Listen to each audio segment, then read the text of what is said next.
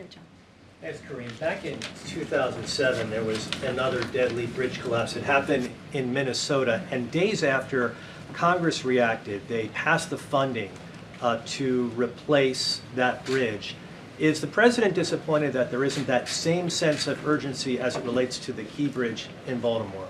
So look, what I can speak to right now in this time, in this moment, is what the president has promised. A whole of government approach here, response, that's what you've seen.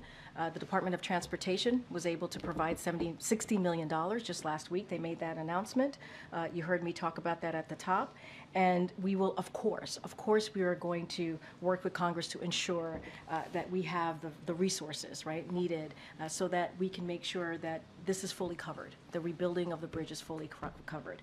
I'm not going to go beyond that. We're going to have those conversations. We're going to make sure that we are there for the people of Baltimore. That is the president's promise. He said that the federal government is going to fully pay for that, and he's going to stand by his word. Thank you, Karine. Also about Baltimore, the 6 victims of the collapse of the bridge were Latino from Mexico, Guatemala, El Salvador, and Honduras. Is the president planning to meet with the families of the victims? And more broadly, what the White House is doing to help these families that now are facing difficult decisions, for example, where to hold the funeral? Because some of the family members cannot leave to their home country, some others cannot come here. So what are you doing with all that? So, going to give you more about what the president's going to be doing on Friday in the next upcoming days. We'll have more details to share to all of you. And so I'll leave it there about what we're going to be doing on that day. As it relates to the family members, you may have heard Tom Perez last week met with a couple of the family members when he was in Baltimore. He did a press conference and talked about that and laid that out. So certainly we've been in touch with the family members. I just want to be super careful, and they are mourning at this time, and so just don't want to go beyond that.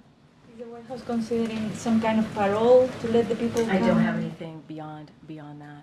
Okay. Just a couple more on Baltimore.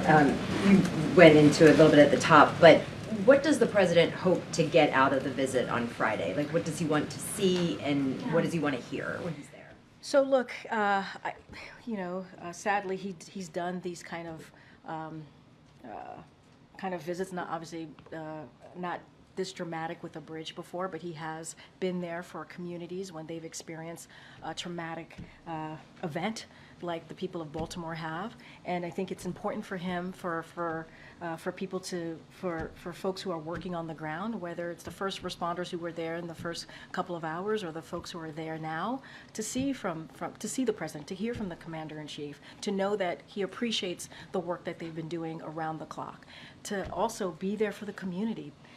We've seen Governor Moore, we've seen the mayor do everything that they can for the community in this time. And so the president wants to be there as well. Governor Moore is going to be joining him. I can share that with all of you, and certainly we'll have more beyond that. And so I think it's important for when something like this, when something this traumatic, 6 people died, a community is affected by this bridge, to have the president be there. And so we know that there's a whole of government approach happening here, a response, and so the president's going to see for himself what happened, see for himself the work that's being done. I don't want to get ahead of what that's going to look like. I know it was asked if he's going to do it by air or land. I just don't have any details at this time. And see.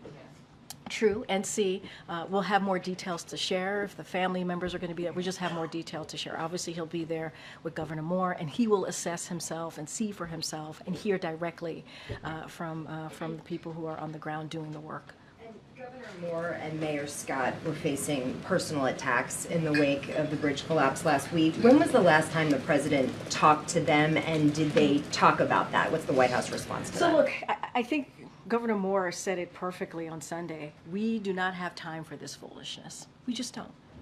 We don't have time for this foolishness.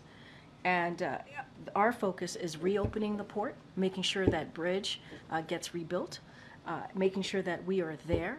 We are there for the people of Baltimore. And so I will add that these claims are baseless, and they're just wrong.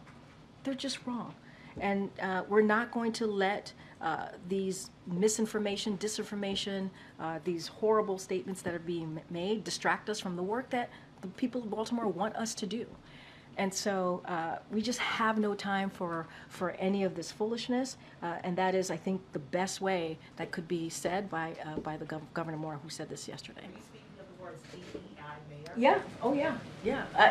I'm referring. I mean, Karen could speak to her question, but they've been under attack. There was the DEI comment on the mayor.